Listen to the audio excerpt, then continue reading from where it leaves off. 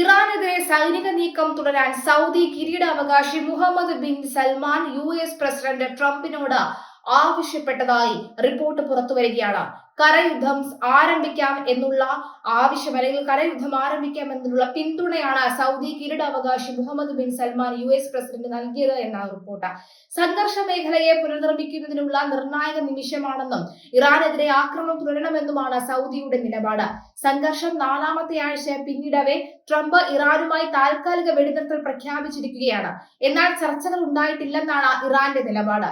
ഇറാനെതിരെ സമ്മർദ്ദം തുടരാൻ ഈയിടെയുള്ള കൂടിക്കാഴ്ചയിൽ സൗദി കിരീടാവകാശി ട്രംപിനോട് ആവശ്യപ്പെട്ടിരുന്നു. പശ്ചിമേഷ്യയെ പുനർനിർമ്മിക്കുന്നതിനുള്ള ചരിത്രപരമായ അവസരമാണ് US-ഇസ്രായേൽ സൈനിക നീക്കമെന്നാണ് അദ്ദേഹം പറഞ്ഞതെന്ന് ന്യൂയോർക്ക് ടൈംസ് റിപ്പോർട്ട് ചെയ്യുന്നു. ഗൾഫ് രാജ്യങ്ങൾക്ക് ഇറാൻ ദീർഘകാലമായി ഭീഷണി ഉയർത്തുന്നുണ്ട്. നിലവിലെ സർക്കാരിനെ ഒഴിവാക്കി മാത്രമേ ഈ ഭീഷണിയെ നേരിടാൻ കഴിയൂ എന്നും സൗദി നിലപാടെടുത്തു. എന്നാൽ ഔദ്യോഗികമായി സംഘർഷത്തിന് എതിരാണ് സൗദിയുടെ നിലപാട്. സംഘർഷം ആരംഭിക്കുന്നതിന് മുൻപ് തന്നെ സമാധാനപരമായ പരിഹാരത്തെ പിന്തുണച്ചിട്ടുണ്ട് എന്ന് സൗദി അറേബ്യ ഔദ്യോഗിക വാർത്താക്കുറിപ്പിൽ വ്യക്തമാക്കി. സംഘർഷം സൗദി അറേബ്യയ്ക്ക് സാമ്പത്തിക സുരക്ഷാ ഭീഷണി ഉയർത്തിയിട്ടുണ്ട്. US-ഇസ്രായേൽ ആക്രമണത്തിന് തിരിച്ചടിയായി ഇറാന്റെ ഡ്രോൺ മിസൈൽ ആക്രമണത്തെയും എണ്ണ വിതരണത്തെയും അടിസ്ഥാന സൗകര്യങ്ങളെയും ബാധിച്ചിരുന്നു. ഹോർമൂസ് കടലിടുക്ക് അടച്ചത് സൗദി, UAE, കുവൈത്ത് അടക്കമുള്ള ഗൾഫ് രാജ്യങ്ങളിൽ നിന്നുള്ള കയറ്റുമതിയെയും ബാധിച്ചിട്ടുണ്ട്. ഇറാന്റെ ഊർജ്ജ കേന്ദ്രം ലക്ഷ്യമിടുന്നത് അടക്കമുള്ള ശക്തമായ നടപടികളോട് സൗദി അനുകൂലമായി തന്നെയാണ് സംസാരിച്ചത്. ഇറാൻ ഭരണകൂടത്തെ ദുർബലപ്പെടുത്താൻ കരമാർഗമുള്ള സൈനിക നീക്കങ്ങളുടെ സാധ്യതയെക്കുറിച്ചും അദ്ദേഹം സൂചിപ്പിച്ചതായി റിപ്പോർട്ടിൽ പറയുന്നു. അതേസമയം പശ്ചിമേഷ്യയിൽ സൈനിക വിന്യാസം ശക്തമാക്കാൻ US ഒരുങ്ങുന്നതായാണ് വിവരം.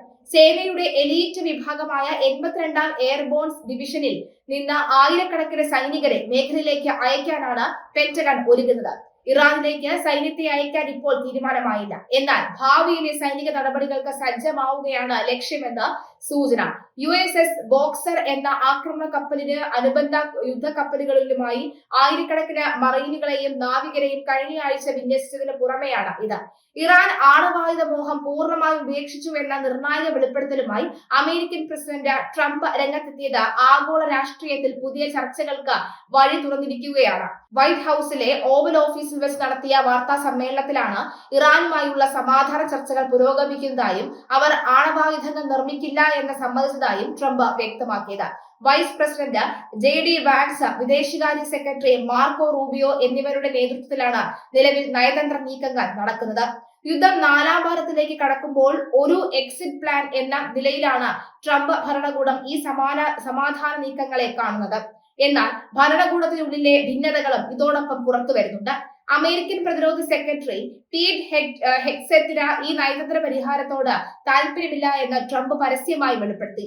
യുദ്ധം ഉടൻ അവസാനിക്കുന്നതിൽ ഹെഗ്സെറ്റും joint chief of staff general Razin കെയ്നും നിരാശരാണെന്നാണ് ട്രംപ് തമാശ രൂപേണ പറഞ്ഞത്.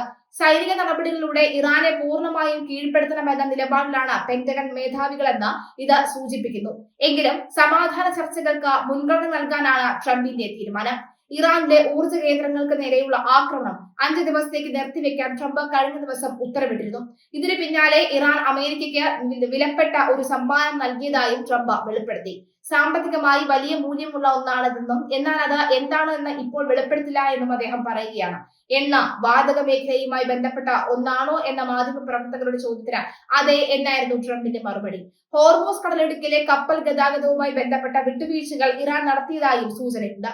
ഇറാനിലെ പഴയ നേതൃത്വത്തെ മുഴുവൻ തങ്ങൾ വധിച്ചുവെന്നും ഇപ്പോൾ ചർച്ചകൾ നടക്കുന്നത് പുതിയൊരു വിഭാഗം നേതാക്കളുമായാണെന്നും ട്രംപ് അവകാശപ്പെട്ടു.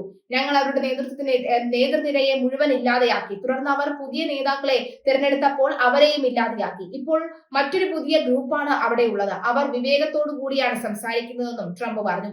ഇറാൻ പ്രതിനിധികൾ നിലവിൽ അമേരിക്കൻ ദൂതന്മാരുമായി നേരിട്ട് ആശയവിനിമയം നടത്തുന്നുണ്ടെന്നും സമാധാന കരാറിൽ എത്താൻ അവർ ആഗ്രഹിക്കുന്നുണ്ടെന്നുമാണ് വൈറ്റ് ഹൌസിന്റെ വിലയിരുത്തൽ. സമാധാന ചർച്ചകൾ ഒരു വശത്ത് നടക്കുമ്പോഴും സൈനികമായ തയ്യാറെടുപ്പുകളിൽ നിന്ന് അമേരിക്ക പിന്നോട്ട് പോയിട്ടേയില്ല. 3000ഓളം പാരാ ട്രൂപ്പർമാരെ കൂടി മിഡിൽ ഈസ്റ്റിലേക്ക് അയക്കുന്ന കാര്യം പെന്റഗൺ പരിഗണിക്കുന്നുണ്ട്. നിലവിൽ ആയിരക്കണക്കിന് മറീനുകൾ മേഖലയിൽ നിലയുറപ്പിച്ചിട്ടുണ്ട്. നയതന്ത്രം പരാജയപ്പെട്ടാൽ ഒരു കരയുദ്ധത്തിനുള്ള സാധ്യത കൂടി മുന്നിൽ കണ്ടാണ് ഈ നീക്കം. ഹോംലാൻഡ് സെക്യൂരിറ്റി ഡിപ്പാർട്ട്മെന്റിന്റെ ചുമതലയേറ്റ മുൻ സെനറ്റർ മാർക്ക് മാർക്ക് വെയിൻ മുള്ളിന്റെ സത്യപ്രതിജ്ഞാ ചടങ്ങിലാണ് ട്രംപ് ഈ വിവരങ്ങൾ പങ്കുവച്ചത്. ഇറാൻ അനുകൂല സംഘടനയായ ഹിസ്ബുള്ള ഇസ്രയേലിലേക്ക് റോക്കറ്റുകൾ തൊടുത്തുവിട്ടതിനെ തുടർന്നാണ് ലെബനൻ ഉൾപ്പെടെയുള്ള രാജ്യങ്ങൾ ഈ യുദ്ധത്തിലേക്ക് വലിച്ചിഴക്കപ്പെട്ടത്. ലെബനീസ് തീരദേശ നഗരമായ ടയറിൽ ഇസ്രയേൽ നടത്തിയ വ്യോമാക്രമണങ്ങളുടെ ദൃശ്യങ്ങൾ പുറത്തുവരുന്നതിനിടയിൽ ആണ് ട്രംപിന്റെ സമാധാന പ്രഖ്യാപനം. മേഖലയിലെ സംഘർഷം ആഗോള എണ്ണ വിപണിയെയും ബാധിച്ചു. ഇറാൻ മുന്നോട്ട് വെച്ച സമാധാനം ഹോർമൂസ് കടലിടുക്കിലൂടെയുള്ള എണ്ണ വിതരണം സുഗമമാക്കുന്നതാണ് എങ്കിൽ അത് ലോക സമ്പദ് വ്യവസ്ഥയ്ക്ക് വലിയ ആശ്വാസമാകും. നാറ്റോ സഖ്യകക്ഷികൾ ഹോർമൂസ് കടലിടുക്കിലെ പെട്രോളിങ്ങിനെ സഹായിക്കുന്നില്ല എന്ന കാര്യത്തിൽ ട്രംപ് നേരത്തെ അതൃപ്തി പ്രകടിപ്പിച്ചിരുന്നു. എന്നാൽ ഇപ്പോൾ ഇറാനുമായി നേരിട്ട് ചർച്ചകൾ നടത്തുന്നതോടുകൂടി സഖ്യകക്ഷികളുടെ സഹായമില്ലാതെ തന്നെ പ്രശ്നപരിഹാരത്തിന് ട്രംപ് ശ്രമിക്കുകയാണ്. ഇറാന്റെ ആണവ നിലയങ്ങൾക്കും മിസൈൽ കേന്ദ്രങ്ങൾക്കും നേരെയുള്ള ആക്രമണങ്ങൾ താൽക്കാലികമായി നിർത്തിവെച്ചത് ഈ ചർച്ചകളുടെ വിജയത്തിനാണ്. ജാരഡ് കുഷ്നർ ഉൾപ്പെടെയുള്ള ട്രംപിന്റെ വിശ്വസ്തർ ഈ രഹസ്യ ചർച്ചകളിൽ സജീവമാണ്. 2028 പ്രസിഡന്റ് തെരഞ്ഞെടുപ്പിൽ റിപ്പബ്ലിക്കൻ പാർട്ടി സ്ഥാനാർത്ഥികളാകാൻ സാധ്യതയുള്ള JD വാൻസിനും മാർക്കോ റൂബിയോയ്ക്കും ഈ സമാധാന ചർച്ചകളുടെ വിജയം വലിയ രാഷ്ട്രീയ നേട്ടമാണ് ഉണ്ടാക്കുന്നത്. ഇറാന്റെ ആണവ മോഹങ്ങൾ എന്നേക്കുമായി അവസാനിപ്പിക്കാൻ കഴിഞ്ഞാൽ അത് ട്രംപ് ഭരണകൂടത്തിന്റെ വലിയ നയതന്ത്ര വിജയമായി മാറും. എന്നാൽ കരാറിലെ വ്യവസ്ഥകൾ ഇറാൻ എത്രത്തോളം പാലിക്കുമെന്ന കാര്യത്തിൽ അന്താരാഷ്ട്ര നിരീക്ഷകർക്ക് സംശയമുണ്ട്. സൈനിക മേധാവികളുടെ എതിർപ്പ് അവഗണിച്ചുകൊണ്ട് ട്രംപ് നടത്തുന്ന ഈ സമാധാന നീക്കം അമേരിക്കൻ രാഷ്ട്രീയത്തിലും ചർച്ചയായിട്ടുണ്ട്. യുദ്ധം എന്ന വാക്ക് ഉപയോഗിക്കാൻ ഡെമോക്രാറ്റുകൾക്ക് താല്പര്യം ആണെന്നും എന്നാൽ താൻ സൈനിക നടപടി എന്നാണ് ഇതിനെ വിളിക്കുന്നതെന്നും ട്രംപ് തമാശ രൂപേണ പറഞ്ഞു. പീറ്റ് ഹെഡ്സെറ്റിനൊപ്പം ഉള്ള കടുത്ത സൈനിക നടപടി വേണമെന്ന് ആവശ്യപ്പെടുമ്പോഴും നയതന്ത്രത്തിലൂടെ കാര്യങ്ങൾ നീക്കാനാണ് ട്രംപിന്റെ ശ്രമം. വരും ദിവസങ്ങളിൽ ഇറാൻ നൽകിയ സമ്മാനത്തെക്കുറിച്ച് ഉള്ള കൂടുതൽ വിവരങ്ങൾ പുറത്തുവരുമെന്നാണ് പ്രതീക്ഷിക്കുന്നത്. ഹോർമോസ് കടലിടുക്ക് പൂർണ്ണമായി തുറന്നു കൊടുക്കുകയും കപ്പലുകൾക്ക് നേരെയുള്ള ആക്രമണം അവസാനിപ്പിക്കുകയും ചെയ്താൽ അത് യുദ്ധം അവസാനിക്കുന്നതിന്റെ ആദ്യ സൂചനയാകും. ലോകം മുഴുവൻ ഉറ്റുനോക്കുന്ന ഈ സമാധാന കരാർ യാഥാർത്ഥ്യമാകുമോ അതോ സൈനിക മേധാവികളുടെ താല്പര്യപ്രകാരം യുദ്ധം തുടരുമോ എന്നാണ് ഇനി അറിയേണ്ടത്.